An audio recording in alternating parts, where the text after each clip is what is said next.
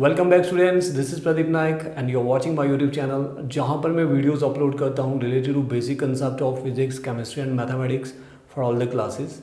तो dear students, if you are preparing for any competitive exam then this channel is very very helpful for you.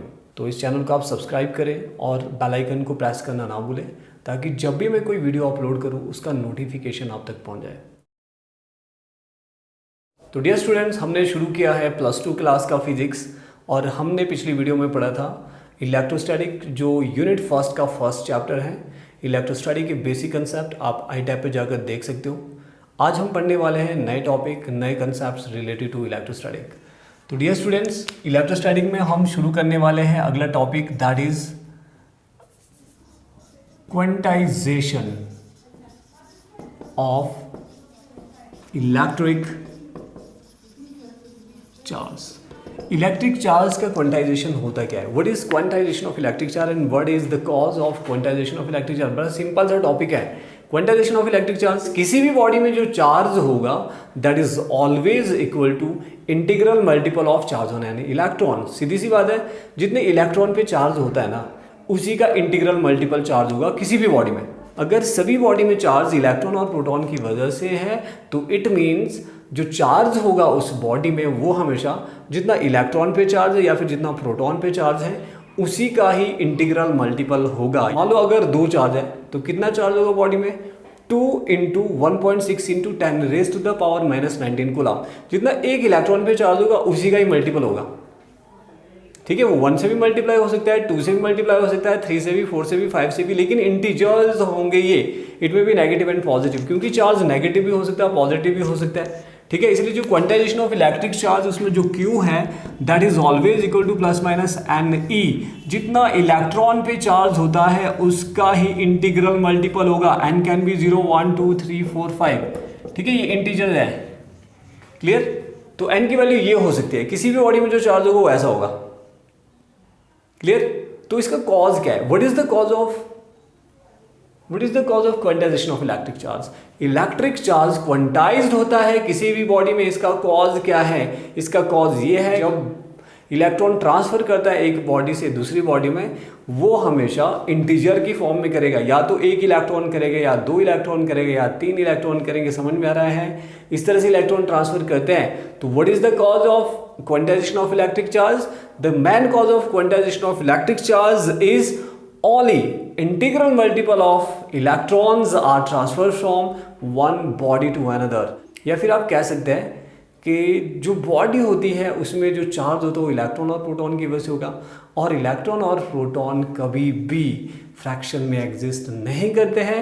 यही main cause है quantisation of electric charge का। अगर आपने simple definition में लिखना है what is the cause of quantisation of electric charge, आप simple लिखो the main cause of quantisation of electric charge is only integral multiple of charge can transfer from one body to another. Clear? Simple सी बात है। ठीक है, next एक question है, can a body have charge 0.8 × 10⁻⁻⁻19 coulomb? Give your answer. क्या किसी body का चार्ज इतना हो सकता है? Is it possible? देखिए, किसी इलेक्ट्रॉन पे जो चार्ज होता है, इलेक्ट्रॉन पे चार्ज होता है 1.6 × 10⁻⁻19 कूलम। अब किसी भी बॉडी में जो चार्ज होगा वो इसी का इंटीग्रल मल्टीपल होगा, या 1 से मल्टीप्लाई, 2 से, 3 से, 4 से करो इस रूल के अकॉर्डिंगली। ठीक है, चार्ज बॉडी में यही हो सकता है। तो क्वेश्चन ये बता रहा है कि क्या ये भी पॉसिबल है? 0.8 × 10⁻⁻19 कूलम, क्या ये हो सकता है? तो इसका आंसर होगा नो। देखो, जो ये चार्ज है ये इस चार्ज का हाफ है। इसको मैं अगर काटता हूं तो 0.8 आता है, 0.8 × 10⁻⁻19 कूलम। तो ये क्या हो गया? चार्ज जितना एक इलेक्ट्रॉन होता उसका भी आधा हो गया। चार्ज फ्रैक्शन में एग्जिस्ट करता ही नहीं है according to quantisation of electric charge. Charge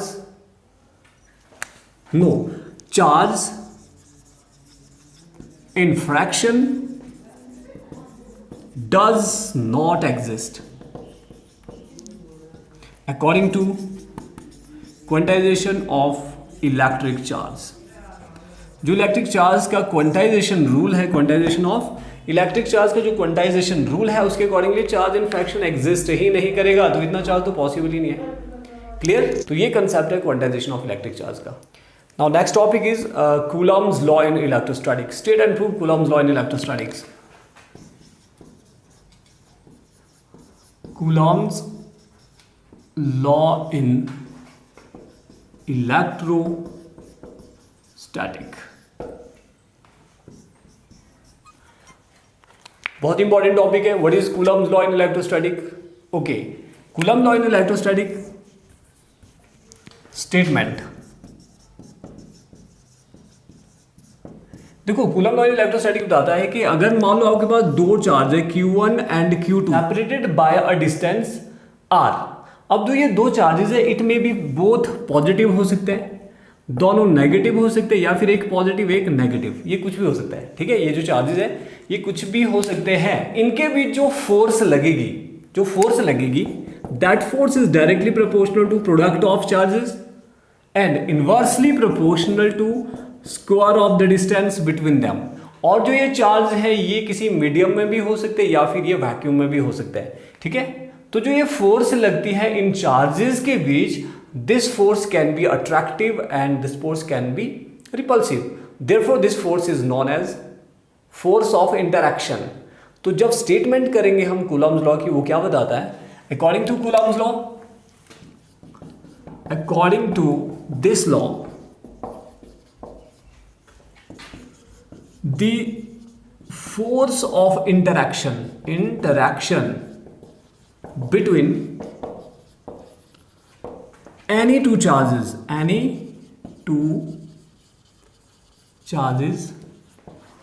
separated by certain distance is directly proportional to product of charges and inversely proportional to square of the distance between them. Square of the distance between them. ये statement. ठीक है, according to this law, force of interaction between two charges separated by a certain distance is always directly proportional to इन दोनों charges के product के और inversely proportional to square of the distance, जो distance है उसके स्क्वायर के. Clear? तो यह स्टेटमेंट जब आप प्रूव करोगे, same consider two charges Q1 Q2 separated by a distance R. ठीक है, तो देन बाय कूलम्स लॉ, पहले आपने क्या लिखना है यहां पर? Consider two charges Q1 Q2 separated by a distance R. Then by Coulomb's law, force of interaction is directly proportional to किसकी को लाएगा? Q1 Q2 के. And force of interaction is inversely proportional to square of the distance between them. इन दोनों से combinedly हम लिख सकते हैं F इक्वल्स टू, या फिर मैं तो लिखता हूं this implies F is equal to Q1 Q2 upon R square, sorry is directly proportional to this. ये बन जाएगा दोनों का combined. And now F is equal to, proportionality को काटने के लिए हम यहाँ पे K लिखेंगे, Q1 Q2 upon R square,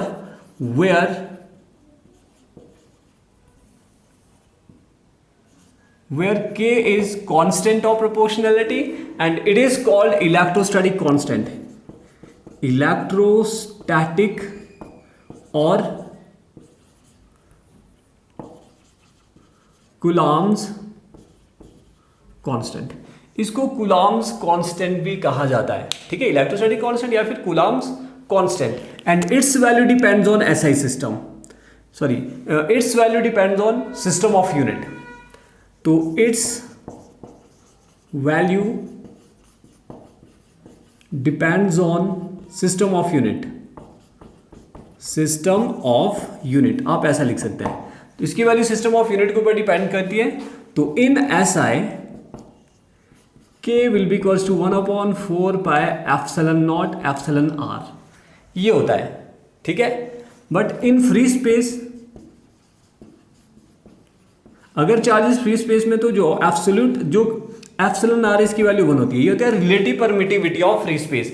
free space में जो रिलेटिव परमिटिविटी है इसकी वैल्यू 1 होती है, तो देन जो k है इसकी वैल्यू होगी 1/4 पाई एप्सिलॉन नॉट, और ये होता है 9 × 10⁻⁹ न्यूटन मीटर स्क्वायर पर कूलाम स्क्वायर, ये इसका यूनिट है, ऐसा यूनिट न्यूटन मीटर स्क्वायर पर कूलाम स्क्वायर, ठीक है। ये k की वैल्यू, अब इस k की वैल्यू को कहाँ बनना है, इक्वेशन 1 में।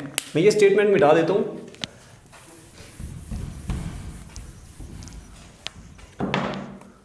तो F will be equals to 1/4 pi epsilon naught Q1 Q2 upon R square, which is required expression for the force between two charges separated by a distance R, ठीक है। इन CGS K की value 1 होती है, तो F किसके equal हो जाएगा, equation 1 में भर दो Q1 Q2 upon R square। CGS में F की value Q1 Q2 upon R square आता है, ठीक है। और यहाँ पे जो 1/4 पाई एप्सिलॉन नॉट है इसकी वैल्यू 9 × 10⁻⁹ न्यूटन मीटर स्क्वायर पर कूलाम स्क्वायर, ठीक है। ये वैल्यू आपको याद रखना है। और हियर जो एप्सिलॉन नॉट है it is called absolute permittivity of free space and its value is 8.854 × 10⁻⁻12। जो ये यूनिट है यहाँ पर इसका बिल्कुल उल्टा, न्यूटन इनवर्स मीटर-2 कूलाम स्क्वायर, ये इसकी वैल्यू होगी absolute permittivity of free space. अगर चार्ज फ्री स्पेस में रखा तो ये वहाँ पर जो एब्सोल्यूट परमिटिविटी है, जो एप्सिलॉन नॉट है, इसकी वैल्यू होती है 8.854 × 10⁻⁻12 newton inverse metre and coulomb square. आप इसका डायमेंशन फॉर्मूला खुद लिख सकते हैं, ठीक है। यूनिट्स के बेस पे आप इसका डायमेंशन फॉर्मूला बनाओ, या फिर जो इलेक्ट्रोस्टैटिक कांस्टेंट है k की वैल्यू जो ये होती है, इसका डायमेंशन फॉर्मूला भी आप बना सकते हैं, न्यूटन मीटर स्क्वायर पर कूलाम स्क्वायर। यानी इसका जो डायमेंशन फॉर्मूला होगा वो इसका उल्टा होने वाला है। तो ये था coulombs law in electrostatic. I hope students ये जो कंसेप्ट है आपको क्लियर हो गया होगा। तो इसी तरह की वीडियोज़ के लिए keep watching this channel. Thank you very much, see you in the next video.